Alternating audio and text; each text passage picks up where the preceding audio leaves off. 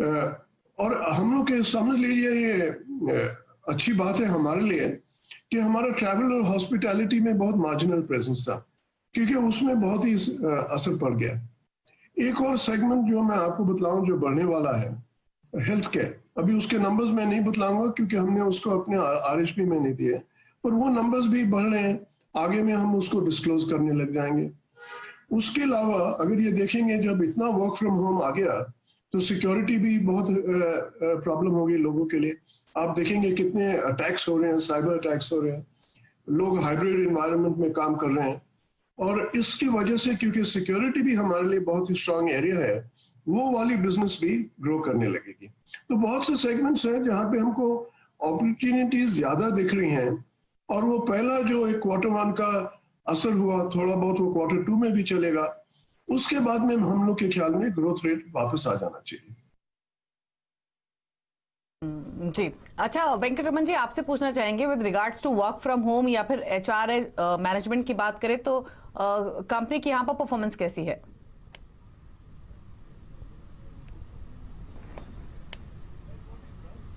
इस कोविड के सिचुएशन में हमने अपना किराए कॉस्ट बहुत कम किया है।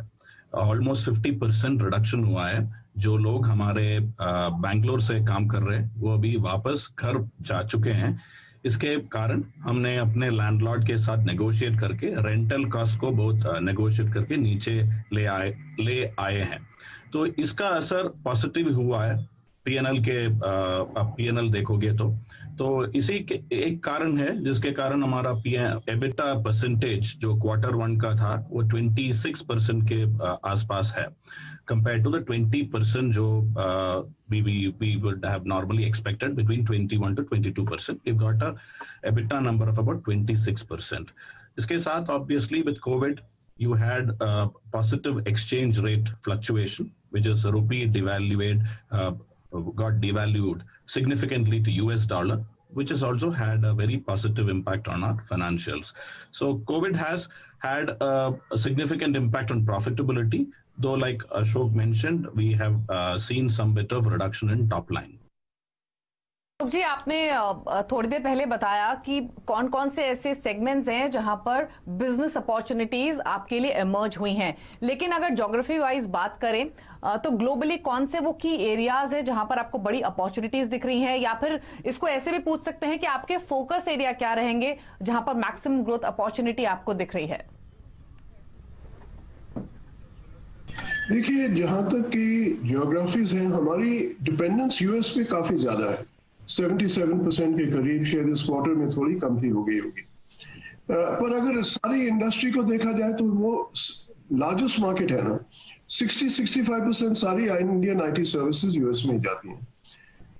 यूरोप में हम लोग का प्रेजेंस हम लोग बढ़ाना चाह रहे हैं। इसी क्वार्टर में वेंकट कितना बढ़ गया वो Q1 में? 10% हो गया है। तो 7.5 से 10% हो गया है। तो हम लोग यूरोप को बढ़ाते जाएंगे। उसके अलावा हमारा परसेंटेज इंडिया में भी काफी हाई है। बाकी अगर आप आईटी सर्विसेज कंपनीज को देखेंगे, हमको थोड़ा ताज्जुब आता है कि वो लोग सारी दुनिया को कॉन्कर कर लिया, अपना मार्केट में इतना फोकस नहीं है। हम लोग के यहाँ इंडिया मेजर मार्केट है शुरू से, और वहां पे भी हम लोग का बिजनेस 10% है। उसके अलावा हम लोग अभी ऑस्ट्रेलिया और मिडिल ईस्ट में फोकस कर रहे हैं, और वहां पे भी हम लोग को काफी अच्छे ऑर्डर्स आए हैं पास में, तो वहां का भी शेयर बढ़ जाएगा।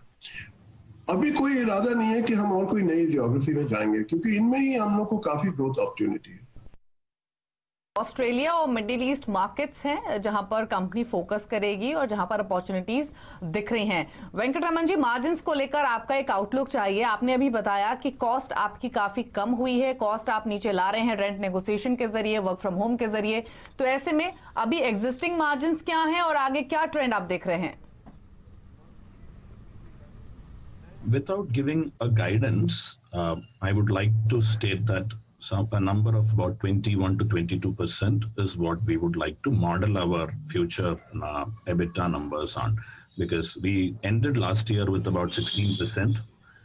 Fourth quarter of last year was about 18 to 19%. Q1 was at about 26%. So if you look at it, if you would like to model, don't take this as a guidance kind of a number, but 21 to 22% is what we would like to stabilize and carry forward. जी, चलिए शुक्रिया वेंकटरमन जी और अशोक जी बातचीत करने के लिए CNBC आवाज से और आगे का आउटलुक शेयर करने के लिए। कांग्रेचुलेशंस एक बार फिर से इस ब्लॉकबस्टर लिस्टिंग के लिए and all the very best for the future. Happiest mind का आप स्टॉक देखेंगे तो 129 रुपए ऊपर अभी भी ट्रेड कर रहा है, दिन के ऊपरी स्तरों पर 380 390 के आसपास, इनफैक्ट 380 अभी ये कारोबार करते हुए 214 रुपए की मजबूती देखने को मिल रही है। तो स्ट्रॉन्ग लिस्टिंग आज के सेशन में हैप्पीएस्ट माइंड टेक्नोलॉजी की देखी गई है और आगे का मैनेजमेंट का जो आउटलुक है वो भी काफी स्ट्रॉन्ग नजर आ रहा है। लेकिन चलिए वापस कमोडिटी मार्केट की ओर रुख करते हैं।